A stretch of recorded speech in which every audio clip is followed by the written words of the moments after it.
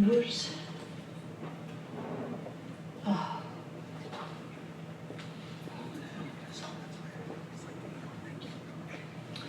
It's been a long day. Captain Jack and I began the day our usual way with a little bit of rough and tumble in the hammock. We'd been pillaging all night and got drunk and passed out together, but Jack woke up before I did. I came to find him standing at the side of the hammock pulling off my pants. I complained lustily about the interruption of my slumber and the cold breeze on my naked arse, but he persisted and soon was stroking his considerable member, trying to render it stiff enough for insertion. He was aided in that somewhat by the motion of the ship, which rocked to and fro on waves perfectly timed for the old in-out. Jack just planted his feet, held on to either end of the hammock, and the waves did the fucking for us. Soon he had me splatted good and proper, and left me hanging there while he went off to have a beer with the first mate and plan our adventures for the day. After a quick wipe down, I get back in my breeches and follow me nose to the galley where the crusty coffee pot boils on the stove amid the rancid remains of last night's hasty meal.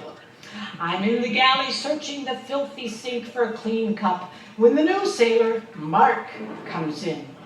He sidles over and in a voice low and soft says to me, "A beautiful woman on board a pirate ship, that's not something you see every day." "It's not something you see at all," says I. "I'm the only woman pirate that I know of."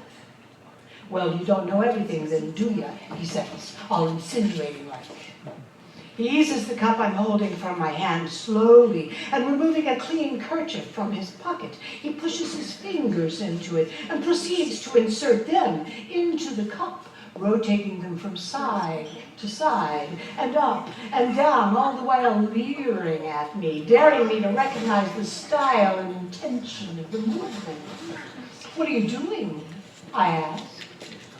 My voice comes out all coy and girlish, which troubles me. I'm afraid being the paramour of Calico Jack has caused me to exhibit behaviors out of keeping with my male pirate persona.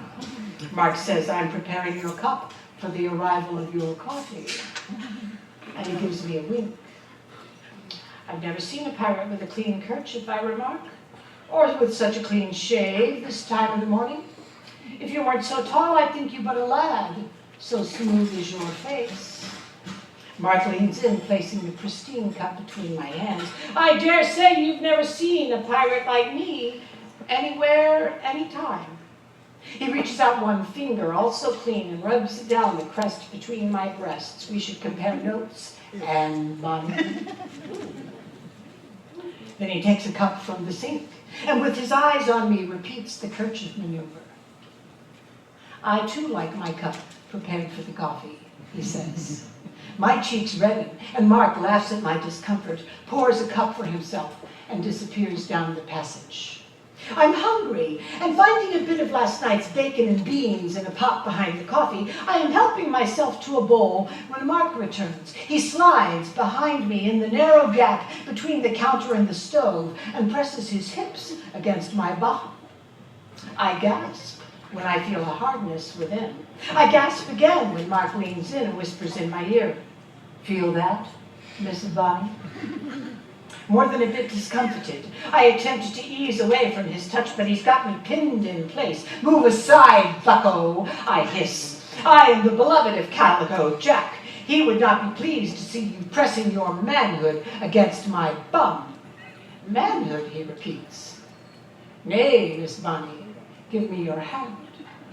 I put down my bowl and clasp my hands together in front of my body, but his brown hands come around from behind and twist my wrists until my hold is broken. Then he pulls my right hand back and presses it against the mound in the front of his breeches. It's huge and very hard, and I jerk my hand away. "You are a beast," I say. He lets me go with a laugh. "I am offering you a gift beyond rubies," he says, and reaches into his waistband. He pulls out not an engorged penis, but a lemon. The voyage is long, Anne, he whispers as he presses the lemon into my hand. You'll do well to avoid scurvy. Would be a shame to lose those lovely teeth. I press the lemon to my nose. The smell makes my mouth water, and the look in Mark's eye makes me blush again. I have a few more of these hidden in my cabin, says he. Should you want another, come and find me. Or vice versa. And with a wink, he hauls himself one-handed up toward the hatch.